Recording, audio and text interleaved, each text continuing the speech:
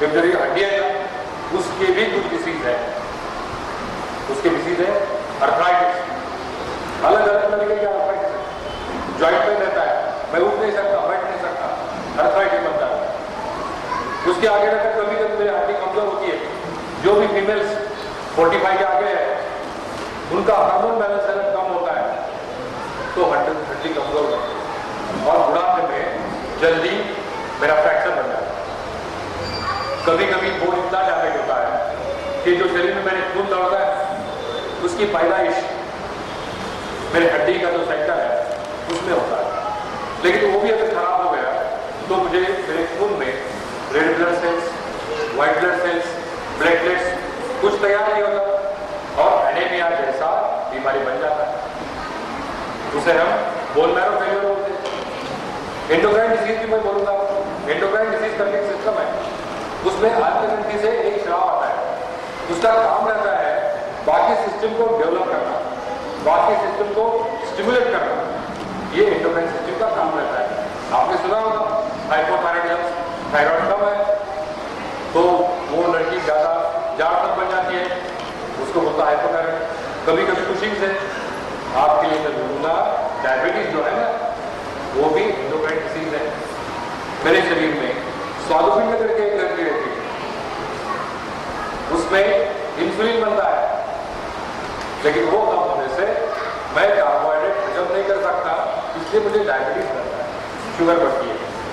उसी तरीके से कुछ एंडोक्राइन की वजह से ब्लड प्रेशर भी बढ़ता है, कुछ एंडोक्राइन की वजह से फीमेल को मेंस्ट्रुअल रेगुलेशन नहीं होता है, कुछ एंडोक्राइन की वजह से मर्द में जो शुक्राणु तैयार होते हैं वो तैयार नहीं होते हैं। ये सब चीजें एंडोक्राइन की वजह से। ये एक अलग अलग सिस्टम है। फिर छोटे सिस्टम में आज मैं तो देख सकता हूं लेकिन इतना चीज सिंपल नहीं है। आपकी इमेज मेरे आंख में जाती है, वो मेरे नेत्रपटल पे आती है, वो पीछे ब्रेन में जाती है और मुझे दिखाई देता है। सुनना वही एक काम है, मैं जो चीज टेस्ट करता हूँ वो टेस्ट समझना वो भी एक काम है। अभी मैं चल सकता हूँ, फिर सकता हूँ, लोकोमोशन, वो भी मेरे जॉइंट्स, बोन्स और मसल तीनों का मिलकर काम। अगर मेरे मसल खराब है तो भी मैं चल पाऊंगा, अगर मेरे बोन्स खराब है तो भी मैं नहीं चल पाऊंगा, अगर मेरे जॉइंट खराब है तो भी नहीं चल पाऊंगा। और ऐसे भी कुछ बाकी डिसीज है, मेटाबॉलिक डिसीज, जिसमें शरीर में सोडियम, पोटेशियम, कैल्शियम, ये सब चीजें रहती है।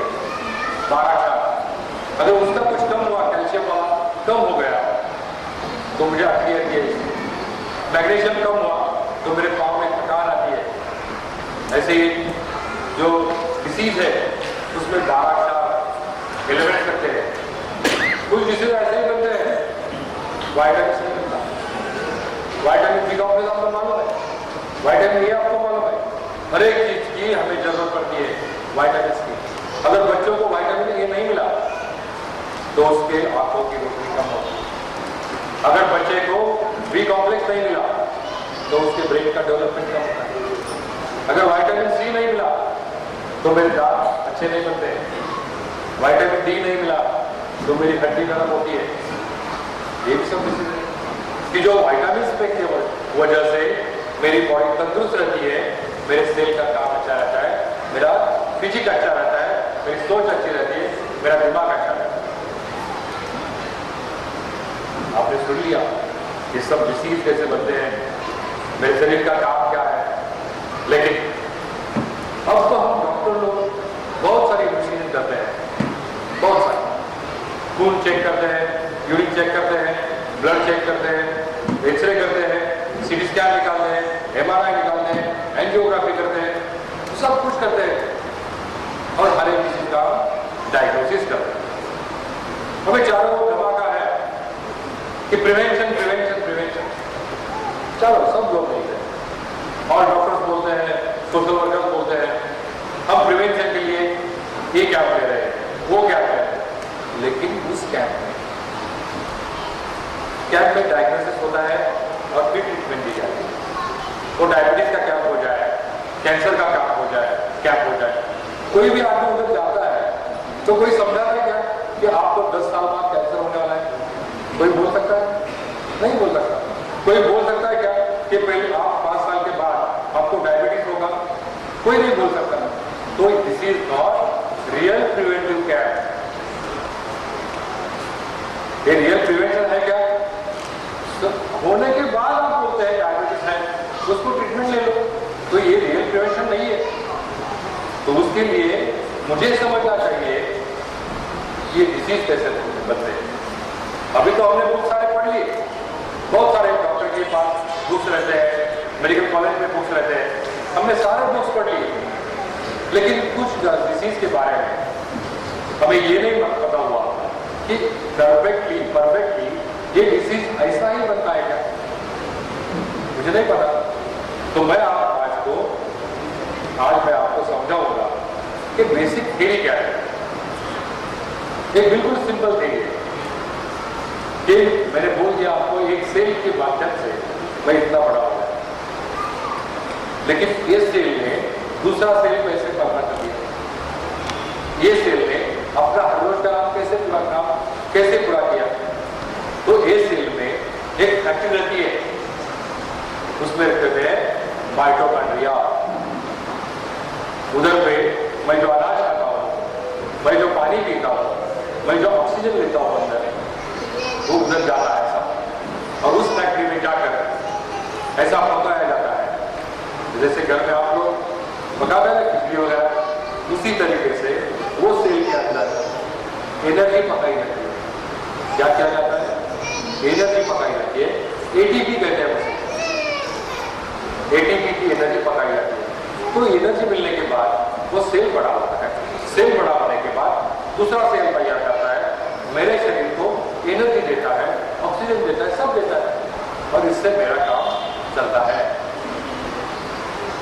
लेकिन ये एनर्जी तैयार होते वक्त ये एनर्जी सब लोग आपने चाय रखी है गैस के ऊपर, तो चाय उबलती है ना, ज्यादा उबल गई तो उससे कुछ पार्टिकल्स बाहर गिरते गिरते बराबर। समझो एक ऐसी भट्टी लगाई है, चूल्हा लगाया है, उसमें ये ईंधन डाल दिया, तो ऐसा ज्यादा चमकने के बाद कुछ पार्टिकल्स उससे बाहर आते हैं, बाजू पड़ते कि नहीं? वो अगर हमारे हाथ पे पड़ गए तो हमें क्या होता है? बर्न होता है। उसी वेसल से कुछ चिंगारी बाहर आ गई तो हमें क्या होता है? बर्न होता है। वही समझ लो कि ये सेल एक कुपी है, इसमें ऐसे बॉईल करके कुछ रखा है। Hello madam, hello, I am getting disturb now. वो उसके अंदर एक बॉइलिंग स्ट्रक्चर रहता है और उसमें एनर्जी बन जाती है। तो समझ लो कि एक सेल है, ये एक ऐसी वेसल है, और उसमें जो चिंगारी निकलती है, ये शरीर जो है मेरा कारपेट है, अगर ये चिंगारी मेरे शरीर पे गिर गई तो उसको से पड़ने वाले सुराग गिरने वाले, उसी को हम बोलते हैं डिसीज।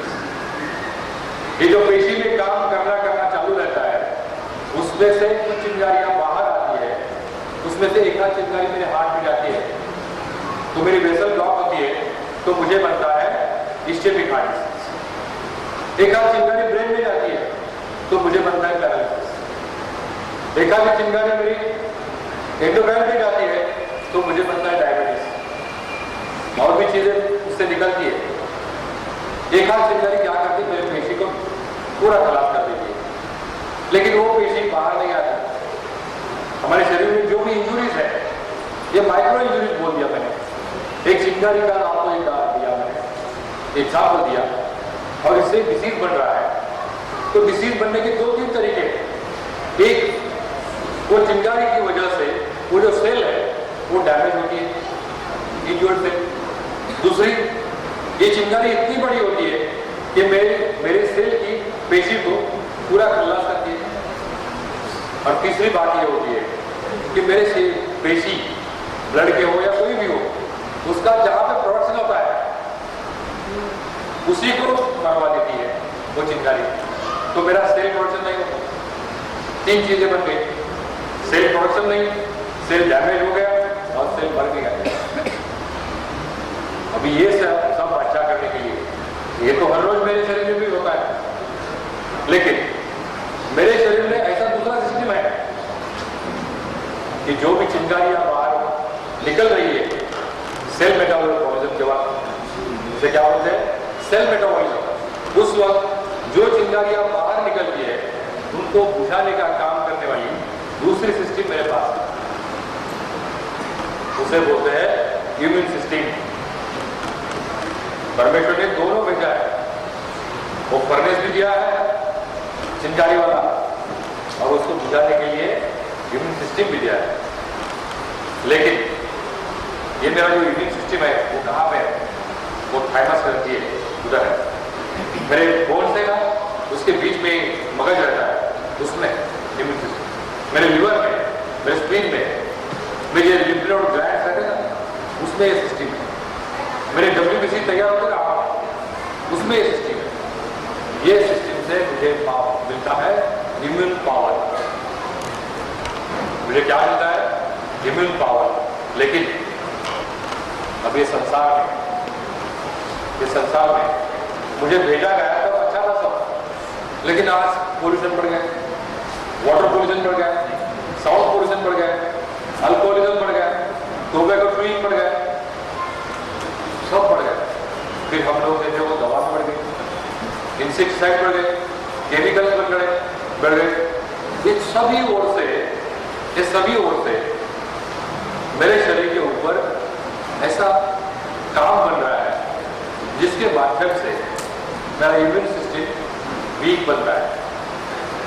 और एक मैं आपको बोलता हूं, ये सब तो बाहर के काम बोल दिया मैंने, पोल्यूशन, लेकिन अपने अंदर भी एक काम करता है, उसे बोलते हैं स्ट्रेस, मेंटल स्ट्रेस।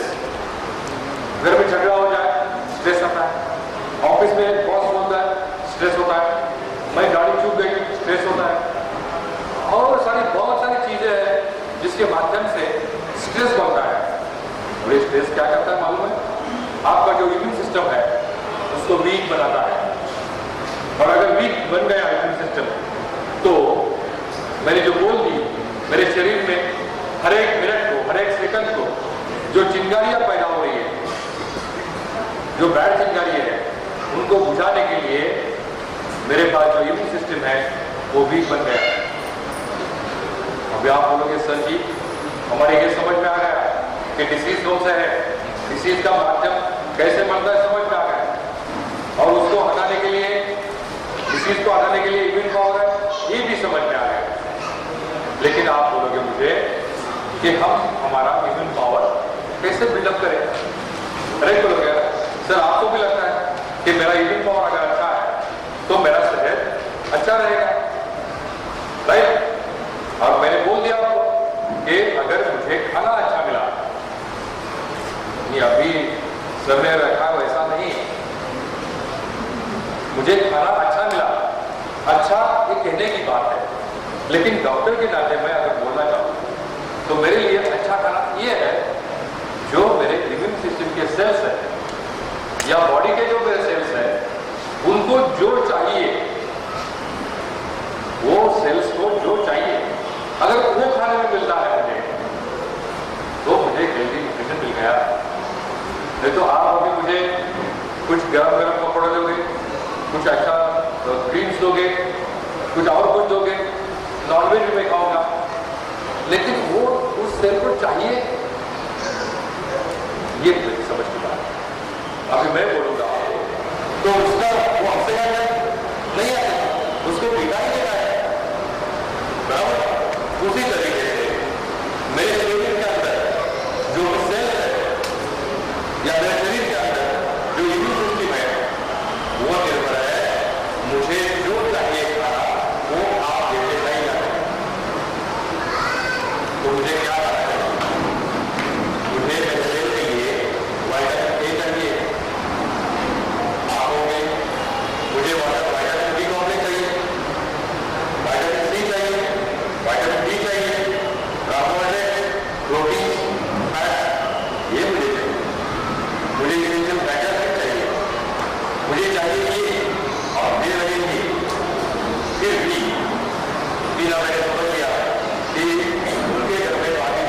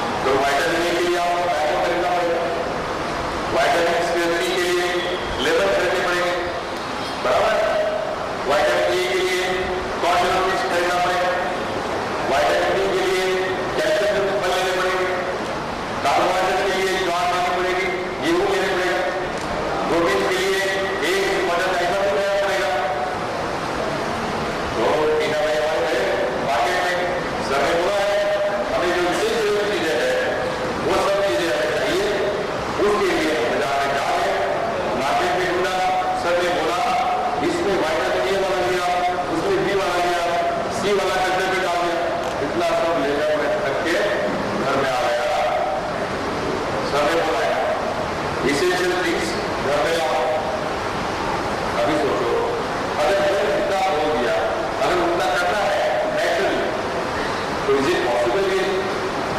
नहीं। और आप तो चाहते हैं 120 साल जीना है, उसके लिए मेरे अच्छे होने चाहिए। वो सेल्स को चाहिए न्यूट्रिएंट्स है, बाजार में गया तो 2 हाथ में 2 बैग, पीठ पे 1 बैग, और पैसा करता है। अभी समझो कितना कह दिया। अगर आपके सेल को न्यूट्रिशन नहीं मिला तो आपका इम्यून पावर अच्छा नहीं रहेगा, आपके डिजीज बन जाएंगे शरीर में। अभी मैं कहता हूं कि मैं पेश करता हूं, कैसा होगा? डर जैसा डर रहेगा सर में, तो वो कितने सारे डिजीज होने वाले, और ये जो लाना मार्केट से लाना पॉसिबल नहीं, और ये जो चल पीछे बात तो ये मुझे क्या लगता है कि जो आते हैं कि आप लेकर चला है, सुझाव दो या निकल जाओ, सुझाव सुझाव चाहिए ना। आपको लगता है 120 साल का जरूरी है, आपसे उम्मीद तो तैयार हो जाएगा कि कम से कम 120 साल जीना, उसके लिए इम्यून पावर हो गया। तो अगर आप चाहोगे तो मैं कंटिन्यू करूंगा। आप अगर चाहते हैं कि ये सब लेकर हम आपको जितना बोला उतना आपके लिए काफी है, हम चले मार्केट में विटामिन ए लेंगे, विटामिन ई लेंगे, विटामिन डी लेंगे, सब हम तो तैयार है। आप सादा बताइए, हम मार्केट में जाते हैं क्या करते हैं? आगे कंटिन्यू मेरे पास आंसर है, ये सब का उत्तर मेरे पास है, इसीलिए मैंने यहाँ पे आराम मंजूर कर दिया। ये सबका आंसर मेरे पास है। आपने अभी सुना कि विटामिन डी की ये सब फल के माध्यम से मिलता है, सब्जी के माध्यम से मिलता है, और ये जो कैल्शियम या कुछ विटामिन ई वगैरह मांस से मिलता है, वो दोनों को बोलते हैं फाइटोन्यूट्रिएंट एंड ज़ून्यूट्रिएंट। फाइटो है वनस्पति के माध्यम से हमें जो चीजें खाने को मिलती है, हम उसे बोलते हैं फाइटोन्यूट्रिएंट। और जानवरों के माध्यम से हमें जो चीजें मिलती है, दूध मिलता है, दूध मिलता है, घी और क्या छाछ मिलता है, मटन मिलता है, अंडे मिलते हैं, उसे बोलते हैं ज़ून्यूट्रिएंट। देखो परमेश्वर ने मुझे भेजा था एक से लेकर, मैं इतना बड़ा हो गया, फिर भी उसकी चिंता उसको है, मुझे खाना मिला नहीं। अगर मुझे मेरे शरीर को जीवित रखना है, अच्छा रखना है, मेरा इम्यून पावर अच्छा रखना है, तो मुझे फाइटोन्यूट्रिएंट की भी जरूरत है और ज़ून्यूट्रिएंट की भी जरूरत है। सबने इस दुनिया में उसने दिया, लेकिन लाने के लिए वक्त नहीं है या लाने के लिए पैसा नहीं है।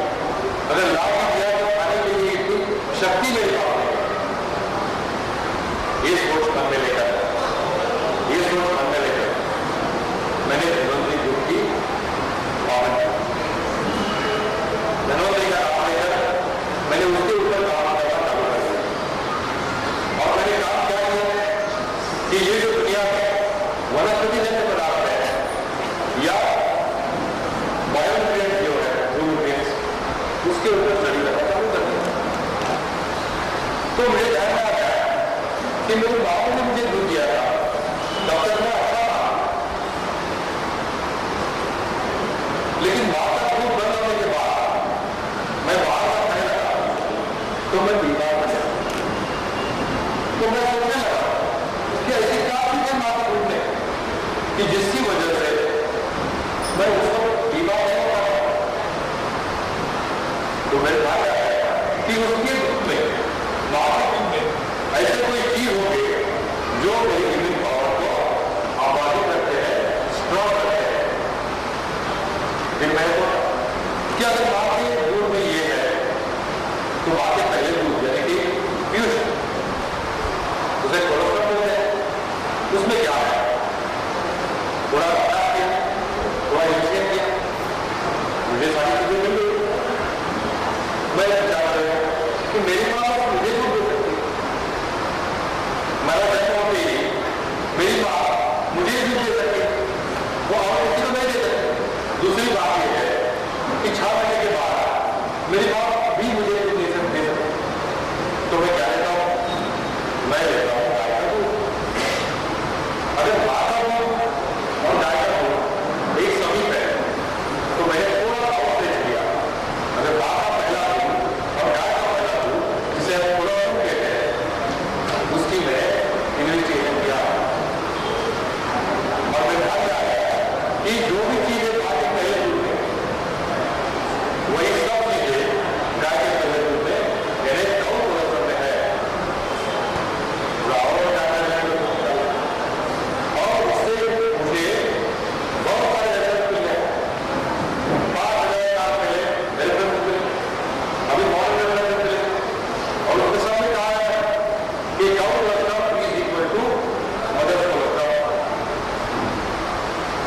अभी इतना इकट्ठा करना तो मुश्किल है, तो मैं परदेश गया।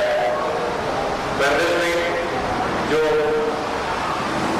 गाय के तबीर है वो इंडस्ट्री जो है मिल्क इंडस्ट्री, डेयरी इंडस्ट्री, उसमें थोड़ी जांच की और मुझे मिल गया एक ग्रोथ।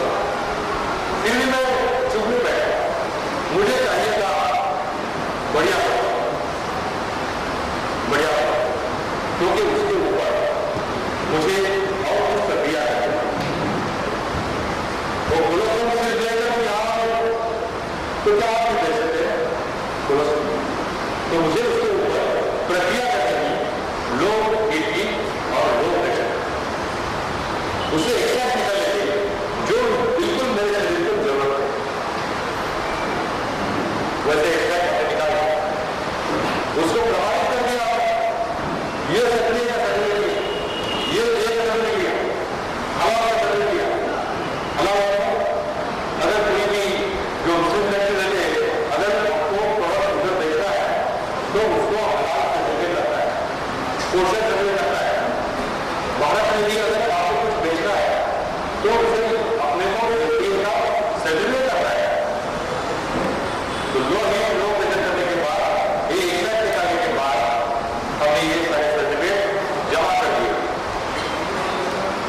लेकिन जब मैं इम्पोर्ट कर रहा था या एक्सपोर्ट कर रहा था तो मुझे पूछा गया, डॉक्टर रमेश पाटिल, अगर आपको इस प्रोडक्ट में कोई डेवलपमेंट है क्या? मैं बोला मैं तो नहीं रहा हूँ। नहीं बोले सर ऐसा नहीं करता हूँ, वो मेरे डेवलप वाला बेस्ट रहता है, वो रिपोर्ट आपके पास है। तो मैंने तुरंत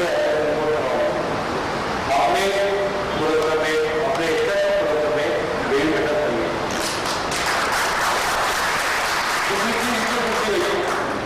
अरे माता दूध का बोल तो है, माँ मेरे जैसी है, इसलिए मुझे कुछ नहीं होता। अगर ज्यादा दूध नहीं पिया, अगर उसे कुछ वायरस बैठे आ रहे हो तो आप कहते सही है। तो मैंने उसका ही वायरस का बैक्टीरिया का सर्टिफिकेट तैयार किया, वो परदेश में जाकर उसका एनालिसिस किया कि इस एक्सेप्ट में कोई भी वायरस बैक्टीरिया नहीं। इतना सब होने के बाद मैं तो क्या किसी को चम्मच से खिला नहीं सकता, ये खाओ तो इसका हमें बढ़ा जाएगा। दूसरी बात की मेरी जो आप थे, आप उनका बोलोगे वैसे मेरे मित्र है, वो मेरे लिए ये चीज आपको नहीं बहुत अच्छी है। लेकिन कुछ लोग बोलेंगे ये कैप्सूल जो है वो जिलेटिन का कैप्सूल करते हैं, जिलेटिन कैप्सूल वो बात को क्या है, आप क्या करें? मैं बोला नहीं, ये जो गाय कैप्सूल है वो कभी साबित नहीं खाने का। तो इसलिए मैंने ये जो एक्सट्रैक्ट है प्रोग्राम था उसको मैंने वेजिटेबल कैप्सूल्स में डाला, वेज कैप्सूल। कि कभी मेरे शाकाहारी मित्र जो है उनको मुझे ऐसा लगे कि मैं कुछ गलत बात है, वो जो अपना कैप्सूल लेगा वो प्योरली वेजिटेरियन कैप्सूल, अपना प्रोडक्ट लेना बिल्कुल प्योरली वेजिटेरियन प्रोडक्ट है, उसमें कहीं भी सहायता नहीं है। आप बोलेंगे प्रोडक्ट तैयार हो गया, सब सर्टिफिकेट हमको लगे, लेकिन उसमें है क्या? तो उसमें रहते हैं इम्यूनोग्लोबुलिन्स, उसमें रहते हैं लैक्टोबेन्स, उसमें रहते हैं पॉलीपेप्टाइड्स, उसमें रहते हैं मिनरल्स, उसमें रहते हैं विटामिन्स। आप 10 मिनट पहले ये सब खरीदने के लिए कहा जा रहे हैं, ये सब चीजें खरीदने के लिए आप कहा जा रहे हैं, विटामिन्स लेने के लिए, मिनरल्स लेने के लिए, प्रोटीन लेने के लिए, ये तो लिखे थे बाजार में लेते रहे। तो अभी आपको बाजार में जाने की जरूरत नहीं है।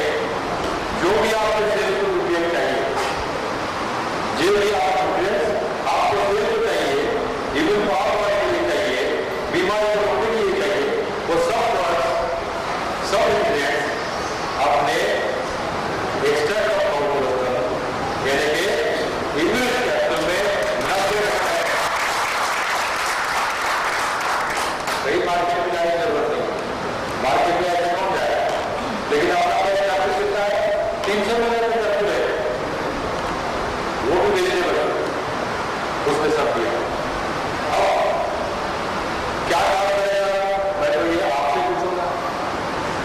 कि ये जो यूरिक कैप्सूल है उसमें एक्सट्रैक्ट ऑफ ऑर्गोलोकम है, उसमें पॉलीकर्बोनेट है, विटामिन है, मिनरल है, बहुत सारी चीजें हैं। तो ये क्या काम कर सकेगा? ये मैं कहने की जरूरत है क्या सिस्टर जी? मैं कहने की जरूरत है? आपने समझ में आया कि इसमें अगर ये सब चीजें हैं तो वो क्या काम कर सकती है? वो पहला काम करेगी मेरा सेल का न्यूट्रिशन जो है हर एक से, ये सेल हो, ब्रेन की सेल हो, कोई भी सेल हो, उसका न्यूट्रिशन अच्छा बनाएगी। और समझो मेरा सेल का न्यूट्रिशन अगर अच्छा है तो मेरा इम्यून पावर वो भी अच्छा रहेगा। अगर मेरा इम्यून पावर अच्छा है, सेल न्यूट्रिशन अच्छा है, तो वो जो चिंगारी की चीजें बनती थी, यानी कौन सी? सेल डैमेज, सेल डेथ और सेल रीजनरेशन, यानी कि पेशी को धोखा होगा, पेशी का मरना और पेशी का पुनर्जीवन होगा, ये सब चीजें अगर है तो इसी से बन सकती है या नहीं बन सकती है? तो अगर आपको अगर उम्मीद है कि 120 साल जिएगी तो आपके सेल बढ़िया होना चाहिए और उसके लिए आपको आयुर्वेद लेना है immune capsule as a health protection. क्या करना है? Health protection. कुछ लोग मुझे पूछेंगे कि सर जी मैंने सुना था कि ये दवा है और डिसीज के बारे में कुछ बोल रहे हैं, मैं लेकिन भाई साहब भी मैं आपको ये बोल रहा हूं कि मैं डिसीज की बात करने वाला हूं क्योंकि मुझे बीमारी बनना नहीं है। अगर मेरे सेल अच्छे है तो मैं बीमारी नहीं बोलूंगा, बीमारी पैदा कब होगी? सेल डैमेज होता है। मुझे हर रोज इम्यून सेवन करने से अगर मेरा सेल अच्छा रहता है, सेल डैमेज नहीं होता है, तो कोई भी बीमारी हो, डायबिटीज हो, कैंसर हो, पोलियोमाइलाइटिस हो, वायरल फीवर हो, मलेरिया हो, यूरिन की प्रॉब्लम हो, पेट की प्रॉब्लम हो, कोई बीमारी मेरे पास आ जाने की, कोई बीमारी मेरे पास। तो आज का मैसेज मेरा ये है आपके लिए कि आपको सही तरीके से अगर हेल्थ का प्रोटेक्शन करना है, हेल्थ प्रोटेक्शन हमने क्या बोलते थे प्रिवेंशन झूठ है, हमें करना है हेल्थ प्रोटेक्शन। हेल्थ पॉइंट का तो अभी नाम रखेंगे हेल्थ प्रोटेक्शन पॉइंट। क्या नाम रखेंगे? Health protection point. अभी सर जो है वो नारायण ब्रदर्स का health protection point, Narayan brothers Surat. तो आपका थीम क्या हो गया? Health protection. मैडम आपको अच्छा लगा हेल्थ प्रोटेक्शन? मैडम आपको आप चाहते हैं कि अपना खुद का हेल्थ अच्छा होना चाहिए, आप चाहते हो कि मुन्ने का हेल्थ अच्छा चाहिए, आप चाहते हो माँ का हेल्थ अच्छा चाहिए, आप चाहते हो भाई का हेल्थ अच्छा चाहिए, आप चाहते हो आपके ससुर जी का हेल्थ अच्छा हो, आप चाहते हो कि आपके माँ बाप का हेल्थ अच्छा हो, आप क्या नहीं चाहते? आप चाहते हो कि मेरे कुटुंब में जो भी व्यक्ति है, मेरा सगा वाला हो या साथी वाला हो, मेरा मित्र हो या रिश्तेदार हो, हम यही चाहेंगे आपसे कि उनका हेल्थ अच्छा बने, उनका हेल्थ प्रोटेक्टेड रहे। आपके घर में कुछ लोग आते हैं, 10,000 रुपए दे दो मैं इंश्योरेंस करूंगा, क्या बोलते हैं? 10,000 रुपए दे दो मैं इंश्योरेंस करूंगा। इंश्योरेंस का क्या होगा? वो होता है पैसा लगा, आपके जाने के बाद आपके फैमिली को 10 लाख मिलते हैं। क्या फायदा? 10 लाख का फायदा है? वो फैमिली रोते हुए बैठी है, अभी हंसते हुए नहीं बोलता नहीं लोटे 10 लाख। क्या करना है? मत दो पैसे, पैसे देना है। अगर आपको किसी को खुशी देनी है, आप अगर किसी को खुशी देनी है तो पहले उसको आशीर्वाद दे दो कि आपका हेल्थ अच्छा हो जाए। हम जब नमस्कार करते हो तो आप कहते हैं शता खुशी हो। आज से कोई भी यहाँ जो भी लोग बुजुर्ग लोग बैठे हुए हैं, मैं आपको बोलूंगा, मैं छोटा हूँ आपसे, लेकिन मैं जब आपको नमस्ते कहूंगा तो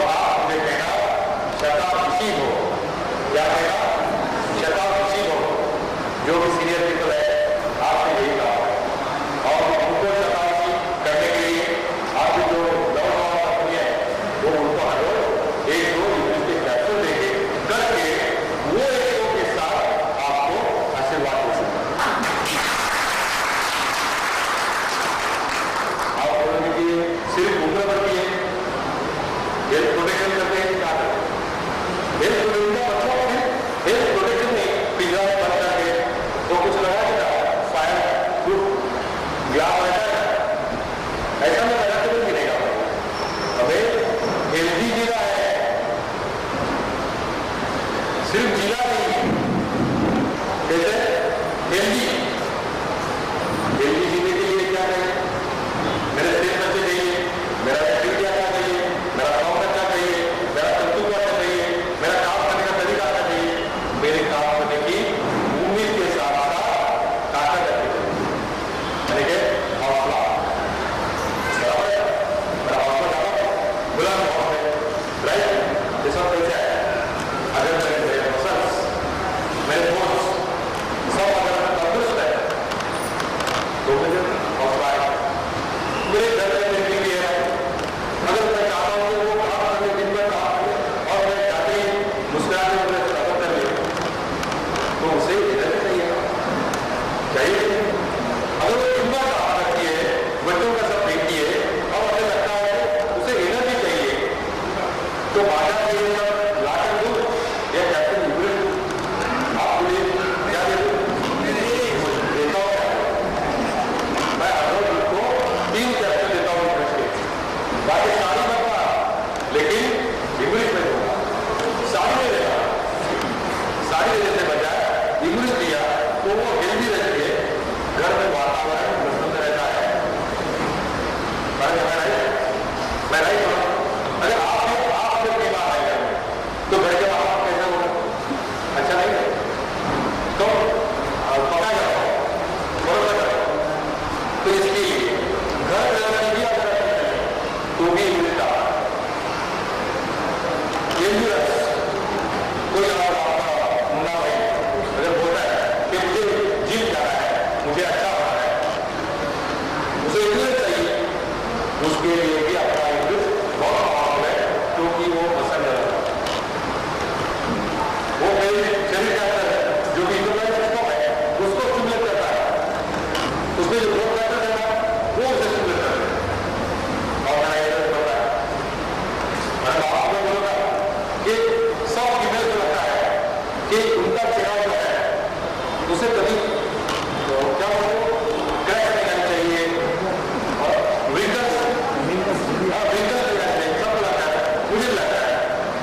आप कोई नहीं बोलो, आप यहाँ पे देख करो क्या आप बोल सकते हो मेरी उम्र क्या है?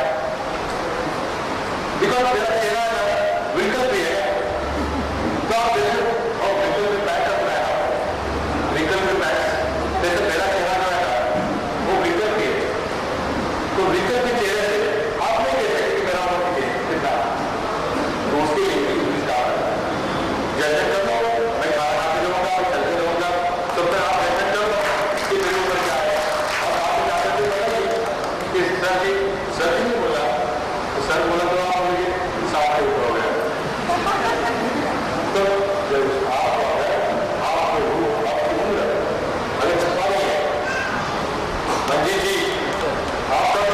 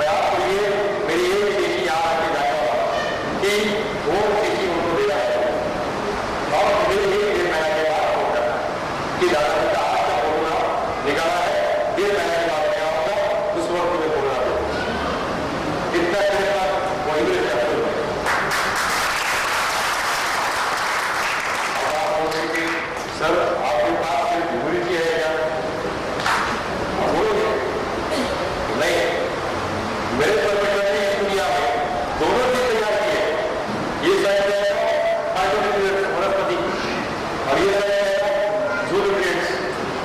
मैं इसका संगम कर दिया कैसे ऐसा संगम कर दिया स्मृति किसी भी बात होता है मेरा बच्चा होता हो मेरे बच्चे को स्कूल में पास करते चाहिए उसको लगता है डॉक्टर की करियर में वो पहला नंबर देना चाहिए स्विमिंग पूल जाना चाहिए उसमें क्रिकेट खेलना चाहिए उसमें बैडमिंटन खेलना चाहिए उसका स्पीड अच्छा बनना चाहिए हर एक बात लेकिन उसके पास सिर्फ दूध के सिवा या और कोई प्रोटीन के सिवा उसके पास कोई नहीं सिर्फ प्रोटीन हाँ प्रोटीन डालो ये डालो लेकिन मैंने उससे बढ़िया बड़ा भी है और बढ़िया भी है स्मृति करके एक डिब्बा आपके सामने दिया है उसमें क्या क्या है पता मालूम है ये 7 वनस्पति वो 7 वनस्पति है ना वो बच्चे की याद है ब्रेन सेल्स का काम बात है और उसने डाल दिया है अपने गाय का रोग यानी कि जो वाइटामिन्स मिनरल्स उसमें डाल कैसा फर्क है जब गाय की जरूरत है क्या माना इतना सब लेकर बस एक बीमार हो गया और वो भी बाजार में अगर कोई पहला बच्चा है तो कितने दिन काम करता है 2 दिन 3 दिन चलेगा लेकिन अपना वो डिब्बा अगर ये इतना मत होगा अगर उसको दिया 5,000 लोगों को 5,000 काम हो तो भी 2 महीना चलता है तो कितना चलता है 2 महीना चलता है कितना 2 महीना चलता है मुझे सर बोल रहे जब मैं खा सकता हूँ अगर आपको डायबिटीज नहीं है तो आप खा सकते हैं क्योंकि